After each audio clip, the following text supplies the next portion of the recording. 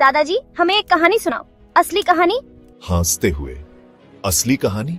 तो मैं तुम्हें अफ्रीका के रेत पर चलने वाले सबसे महान राजा के बारे में बताऊंगा, मंसा मूसा।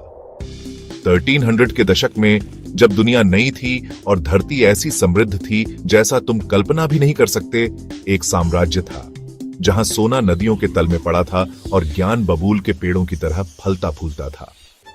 मूसा ने सिंहासन के लिए नहीं लड़ा, लेकिन भाग्य बच्चों यह दस्तक नहीं देता, यह चुनता है। अपने धर्म का सम्मान करने के लिए मंसा मूसा ने अपनी हज की यात्रा शुरू की, लेकिन यह कोई साधारण तीर्थ यात्रा नहीं थी। 60,000 लोग उनके साथ चल रहे थे। 100 ऊंटों ने इतना शुद्ध सोना ढोया था कि यह सूरज को भी अंधा कर देता था। काहिरा में उन्होंने और दिया, इतना सोना कि पूरा शहर हिल गया। सोने की कीमत गिर गई। वर्षों तक लोग उस अफ्रीकी राजा को याद करते रहे जिसने नील नदी को चमका दिया। लेकिन मंसा मूसा जानते थे कि सोना फीका पड़ जाता है, इसलिए उन्होंने कुछ मजबूत बनाया, ज्ञान। उन्होंने टिम्बकटू को विद्वानों, किताबों और सपनों से भर दिया। उनके पास सब कुछ था, फिर भी वे ईश्वर के सामने एक विनम्र सेवक की तरह झुके। यही उनकी असली ताकत थी। क्या वह सबसे अमीर आदमी था?